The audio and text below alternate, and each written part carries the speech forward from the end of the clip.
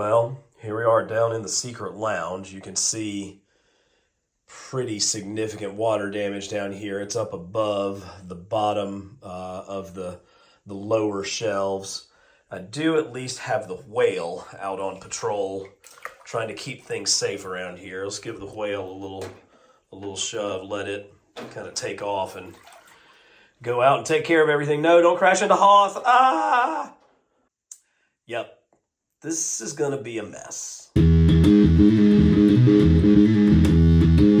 Hey guys, and welcome back to Carbon Scoring, the best place for comics, history, and action figures. As many of you know, Hurricane Helene hit the Gulf Coast of Florida last week, and it did tremendous damage in my part of the world, the upstate of South Carolina and western North Carolina. I got off lucky.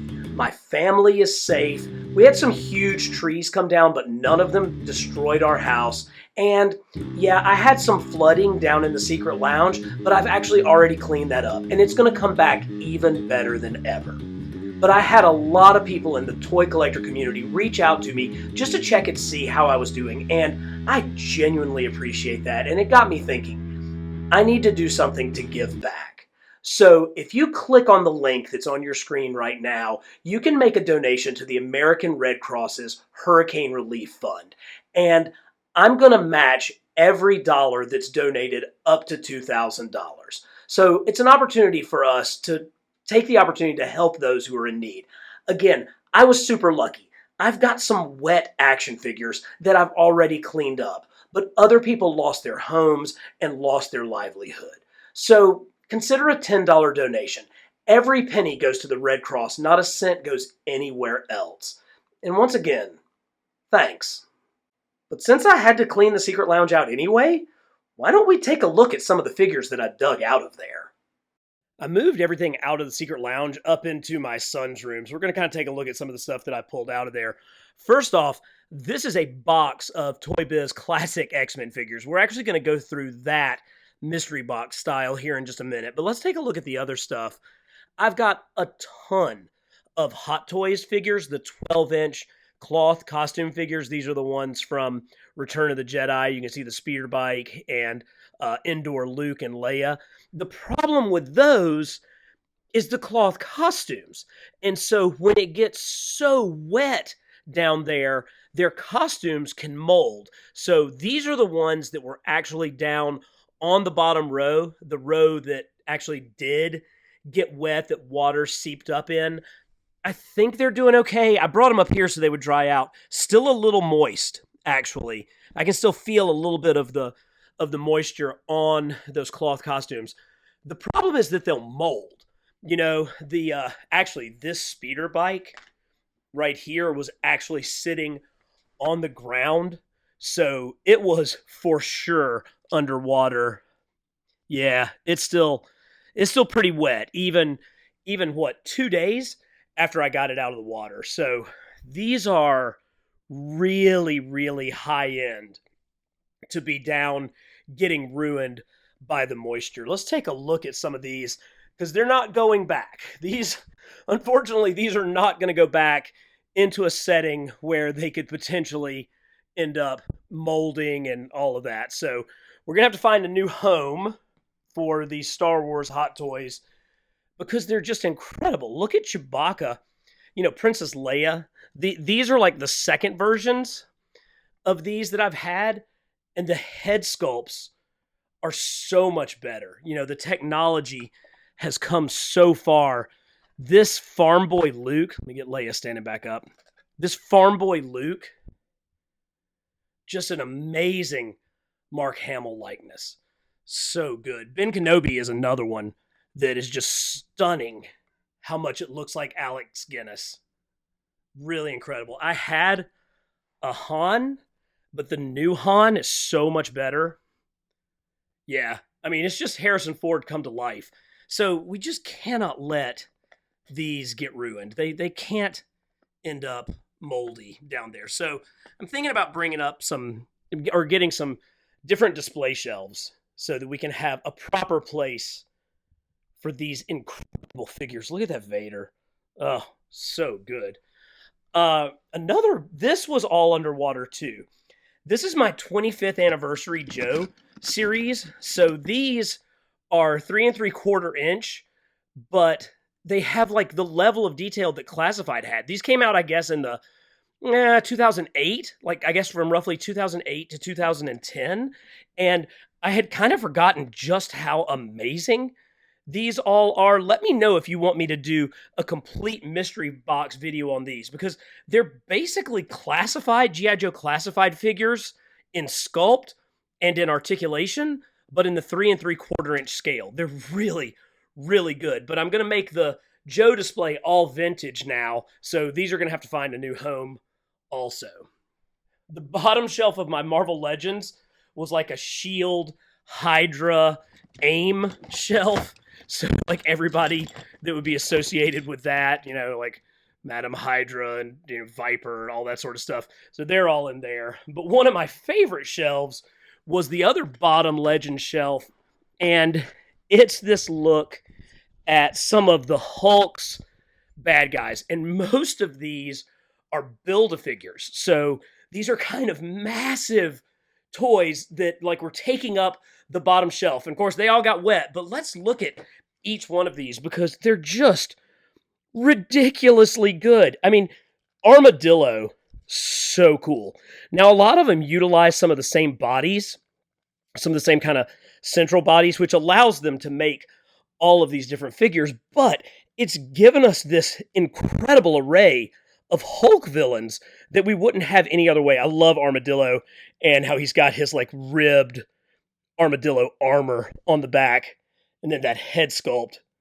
So good. Big, huge claws. Terrific. One of the older ones, gosh, I don't even know how old this is. There's been a different Wendigo figure since this one came out, and I don't like it as much. I like this one. This is kind of the older one. This, let's see if we can read what that says. Hasbro 2000 something. Early Hasbro Wendigo. Nice. This one goes back to the Toy Biz days, I believe. So this leader figure, I think he was in the Face Off 2-packs with Hulk, and there were like two versions. There was the classic typical version with the big tall brain, and then there was one that had like the two sort of giant cerebellums, sort of like the big globby brain. He's got those weird hips and weird knees, but great figure, and one that we definitely could use a sincere update on for sure. Another big guy, Abomination. Oh, so this is the comic Abomination. I think this was a Build-A-Figure. I don't remember. I think it was a Build-A-Figure. Great head. Huge. I mean, these are hefty, hefty dudes. When you look at it next to a standard 6-inch figure, just big stuff. I mean, they take up a ton of shelf room, but they're worth it. Oh, this one is just so freaking bananas. Zimnu, I think I'm pronouncing that right. He's like a space traveler with like mind powers. He has like a Viking helmet and like a computer hand, and he's got this giant metallic cummerbund. And yeah, he shares a lot of parts with the newer Wendigo figure, but we got a freaking Zimnu. So when people are like, no, Marvel Legends sucks, they never give us... Dude, they gave us a Zimnu. And if we do start to see fewer and fewer waves of Build-A-Figures, I'm going to be so disappointed, because that's the only place that we're going to get guys like this. Just completely off-the-wall characters. I'm pretty sure that this guy actually predates Fantastic Four #1. I think he was in one of those Marvel monster books when they were Timely or Atlas before they became, Marvel Comics. And I think he was even actually referred to as the Hulk. So this may be like the first character in the Marvel kind of extended history to be named the Hulk, but now he's just Zimnu, Galactic Space Criminal Warrior Computer Hand Viking Helmet guy. That's a long name. I think we'll stick with Zimnu. We got some Hulks in here. This is the, origin Grey Hulk, sort of the first appearance Hulk. I think he came with like a shredded shirt, but I just like him as Grey Hulk. Really nice Jack Kirby stylings on that head, just to, to go along with his original appearance. But we get lots of Hulks. Here's another Gray Hulk, but this is Joe Fixit. So this is when Hulk had brains, but he wasn't Banner. He was Hulk, and he was working as a bouncer in LA and was wearing like, 3-piece suits. You can see they're both gray, definitely a couple of different shades of gray. So that sort of gives Joe Fixit a little bit of a distinctive look. I like it. I like it a lot. Radioactive Man, I want to say he was in like a 3-pack with Warbird and somebody else that may have been a Target exclusive. We're all suckers for translucent figures, so that's definitely a winner. This was another Target. So this was like an entirely Target exclusive wave that built this Red Hulk. Now, this Red Hulk is absolutely based off of Ed McGuinness's artwork. That is such classic McGuinness work, even to the point of kind of the squared off pecs and the way that his musculature is sculpted. Look at those thighs. Those are just classic Ed McGuinness proportions. So McGuinness was kind of the artist during the original Red Hulk run and got his work created into 3 dimensions, which is pretty daggum sweet. All right, let's see who else we got. I know we got those bad guys. Oh, yes. So Mr. Hyde was in one of the first Spidey books that I ever got. He was in like a Peter Parker Spectacular Spider-Man book. So this one, even though, he's over here with the Hulk villains, like in my kind of limited continuity, he's always been a Spidey villain. So anytime we get a new Spidey villain, I'm completely down with that. Anytime we get anybody in a bowler hat, I'm always down with that. So pretty sweet. We got anybody else? There's Hulk's shirt. Then you've got the big 4. Oh, nope. One more. Absorbing Man. So Absorbing Man was a Build-A-Figure also. He had alternate hands so that you could do kind of different poses or different things that he had absorbed. I kind of always go with the metallic of his wrecking ball. I think that's pretty good. This is not the greatest figure, and if we got an update in a Secret Wars line, hint, I would be completely down with that.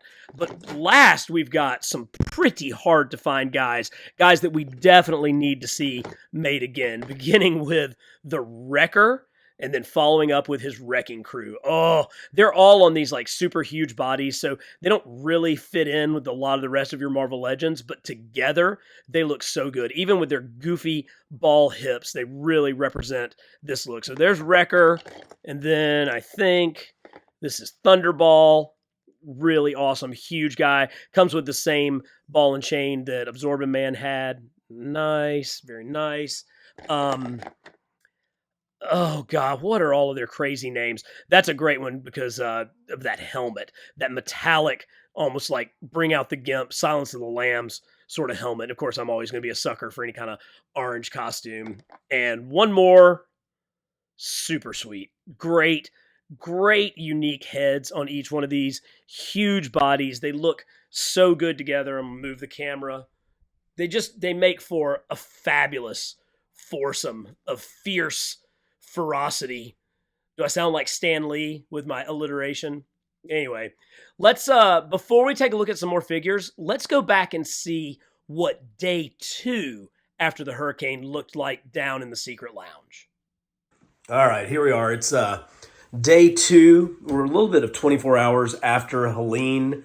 Let's go take a look down in the Secret Lounge. Obviously, we still don't have power, and it's gonna be a while before we get any power. Display looks fine up here. That's one of the reasons why you have the carded display up a little bit higher, but everything's okay with that. Now, you saw the pictures yesterday of how high the water was. Still have standing water. Whale is still floating there. Kind of get a sense of what it looks like to come down into the Secret Lounge. All right, let's take a look at what's happening. So, there's the Whale. That's my dehumidifier. You can see I've got it unplugged. I was able to do that yesterday, kind of before the storm, just in case the power were to come back on. Still standing water all the way around the Secret Lounge. I don't really want to go get in it. The Mauler's not floating anymore. That's a good sign. Its spare tire has floated up onto the lower deck there. What I can see, I see a lot of water damage to the wood, to the cabinetry. You can really see it there. You can kind of see the high water mark right there where it came up. And it came up actually up over the first layer of toys. All of these cabinets throughout the Secret Lounge, all of these were custom built specifically for this space. So we're gonna have to get down here with some Lysol, do some stuff to try to prevent mold. We're underground, and so the reason for the water isn't so much that there was leaking, it's that the water table rises. So, like, I actually, when I redid the Secret Lounge and put in all of these custom display cases, man, I seal proofed this thing like crazy. I've got a sud pump underneath. I mean, I did everything I could to prevent water from coming in because that was a problem previously. But you can't do anything when the water table is up above the level. So you can kind of see a little bit of, you can kind of see the shadow on the wall there on those bricks. It's up to like the top of the second brick. Let's kind of spin our whale around, send her for a little float there. Actually, the first time the whale has ever been in the water, so kind of cool. So we're going to do some damage control this week. This is down significantly. So yesterday, you can see it was up all the way to there. It's definitely coming down as the water table recedes. It's still hard to get in here and work with no power and no electricity. And honestly, it may be days before we get any kind of electricity. But this is where we stand on Helene Day 2. Okay, guys, before we take a look at this X-Men box, just want to remind everybody, if you have the ability, please give to the American Red Cross. I'm going to match your donations. There are just so many people who are nowhere near as lucky as I am, and I want to see if we can help them as a toy community. So thank you for that. And hey, while you're at it, if you're enjoying this, give the video a like, subscribe to Carbon Scoring. We're bringing you the best in comics history and action figures every week, and that includes weeks where I don't have power or internet access. So I'm not exactly sure how I'm going to get this video uploaded. I think I can do it at my office. But listen, I didn't want to miss a week, even with a hurricane. So thank you guys for watching, and let's try and do our part to help everybody out. So this is my classic X-Men box. This was all one display down in the Secret Lounge, and I'm not even going to remember like everybody's name in here. The Toy Biz made so many terrific figures during the 90s. I mean, look at this Sauron figure. And so many of them are unique sculpts. You know, you can't use those arms for anything else, although I bet Toy Biz probably tried because they certainly did.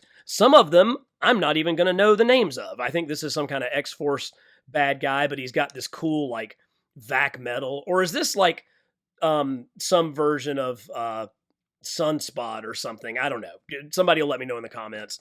But there's also great figures in here that we haven't seen in the Marvel Legends line, like Deathbird. This is such a cool figure. She's got like the vac metal accessories. Really need this one. They did an entire line for the Dark Phoenix saga, which was in the cartoon. So you get, you know, Wolverine as Fang, really cool. Got his claws that kind of come back and forth. Gladiator, you know, one of the members of the Shi'ar Imperial Guard. Actually, the leader of the Shi'ar Imperial Guard. Actually, I can feel that. So there's a little bit of mold on this guy. Could be old, but it could have been from this most recent go-around. X-Force, if you ever listen to Rob Liefeld's podcast, one of the ones from a few years ago, he was talking about how they basically were making X-Force figures as quickly as they were coming off of his drawing board. And so that's why there's a ton of X-Force in here. Like, here is Strife. Now, this is pretty cool. Flip it up and you get the cable head. So it kind of reveals, you know, what the comic storyline is. But you flip it down and that's a pretty daggum worthy looking Strife figure. It's pretty sweet. Pyro. Arguably the best Pyro we had until we got the one in the Rogue 2-pack. Really nice. I think this is another one of the Shi'ar Imperial Guard. So I don't know what he's supposed to do.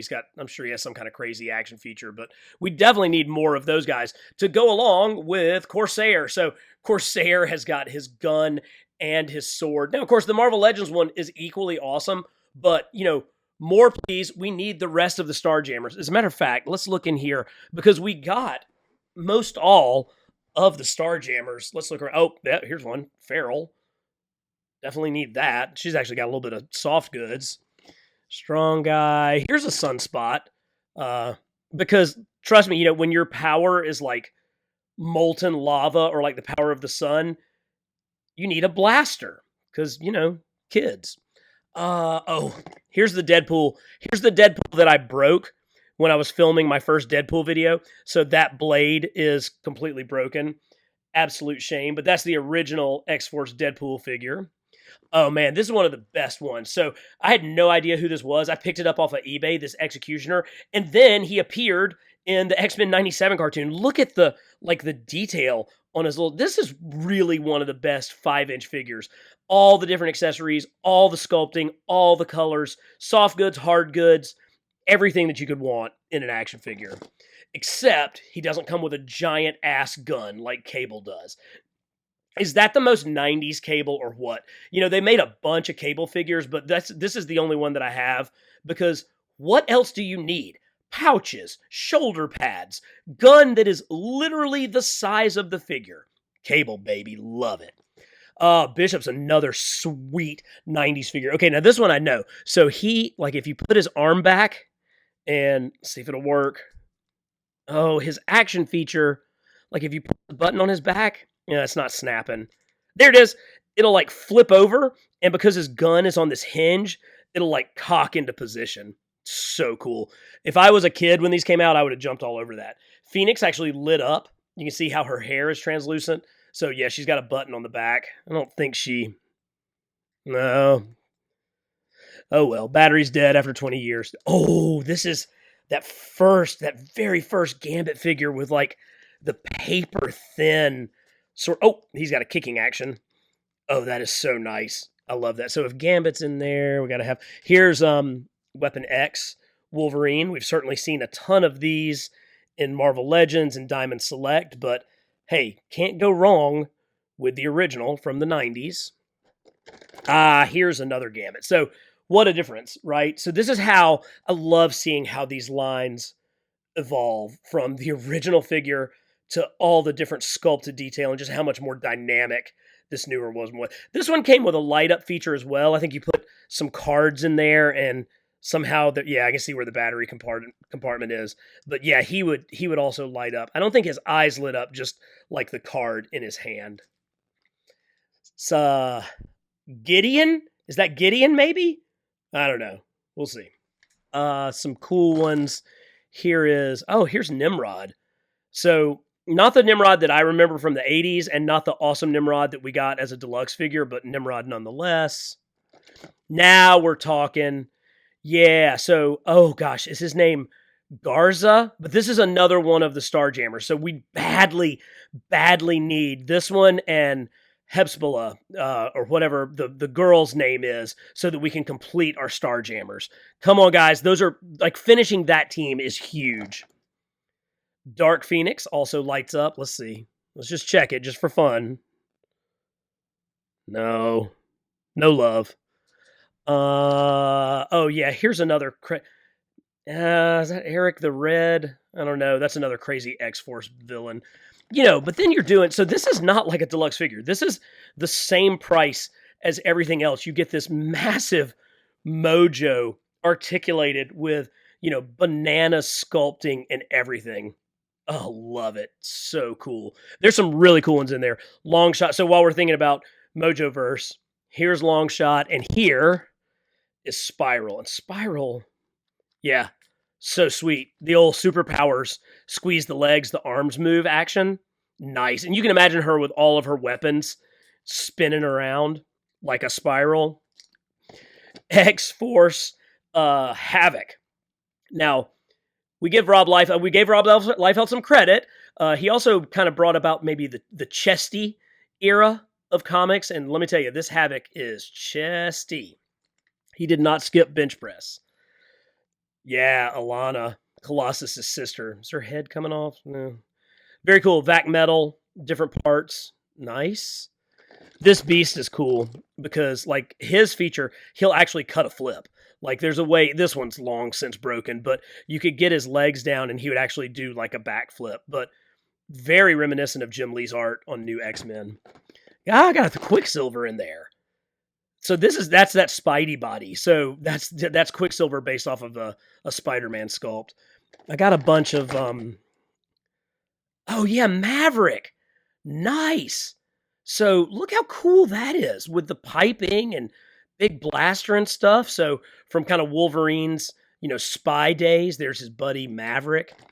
Apocalypse. Does this one? Okay, this isn't the first Apocalypse. The first Apocalypse is down in another shelf, and it actually had extending arms to try to replicate his size growth sort of deal. That one's just a better overall sculpt. Same thing for Magneto. That's a pretty good Magneto. Okay. Here's his cape and I think his helmet somewhere. And then Domino rocking some 80s hair. Not bad. I grabbed a bunch of here's Psylock. Trying to kind of go in some sort of order. Very similar to that Phoenix figure, but still nice. I grabbed a bunch. The front row of that display had Professor X in his hover chair. This is pretty cool too, because look, he has computer stuff. He's probably got a Tandy 84, a Commodore 64 sitting right here. Nothing that Professor X has on this hover chair is nearly as powerful as the telephone that I am filming this on. So, yay, technology. But with the Professor, I tried to grab a bunch of, there's another random X-Force guy, a bunch of the X-suit people. So I've got Morph and Wolverine in his X-suit. I've got, I don't remember. And then here's Cyclops. Oh, I wish Cyclops still lit up. So back in the day, you could push the button on his back and his optic blast would fire. Very cool X-Force Multiple Man. God, that's a good look. That's really, really cool. But I did want to save this one. I saw it in here. This is just one of the absolute coolest Toy Biz action figures of all time. This Warlock figure, first of all, he is 6 inches, so he could fit in a modern display if you wanted him to. But look at all of that translucent plastic. Look at that absolutely crazy Bill Sienkiewicz design from when he was the artist on New Mutants.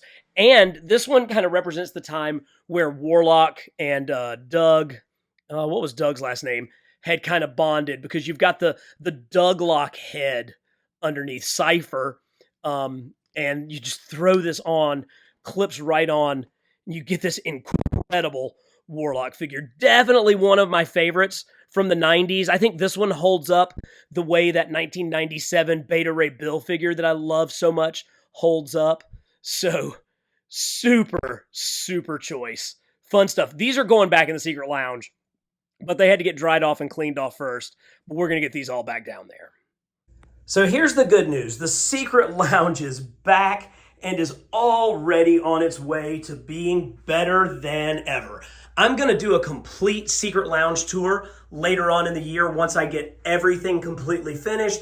But as you can see, the power is back on. The lower shelves have been cleaned. All of the cloth costume figures are out. And here's a sneak preview of what might be coming on these shelves pretty soon. We might be seeing a whole new display for G.I. Joe Classified. We're going to be bringing back all of your favorite figures. We're going to get the X-Men back there on the bottom shelf so that we can continue with that whole display of Transformers and 80s toys. I picked up so many Star Blazers toys when I was in Japan. I've got a complete Star Blazers display going on that we're going to talk about. And when I cleaned things up, I realized that my mask display was really in bad shape. The vehicles and the figures were super dirty, so I've already gone ahead and gotten them cleaned off. I've added some new flight stands so that we get a little bit more dynamic look from this incredible Kenner mask collection. So there is still so much good stuff to look forward to. And again, I want to just say how thankful I am that everything turned out fine, that my home wasn't destroyed, that I really am one of the luckiest people. And I want to thank the other members of the toy community who reached out to me. Dan Yoon from Hasbro, Shardom's Prime. You guys are really great for thinking about me. And let's give something back. If you have the means, if you have the ability, donate to the American Red Cross, and we're going to do our part to help out some people who are a lot less fortunate than us. So until next time, for the best in comics, history, and action figures, subscribe to Carbon Scoring.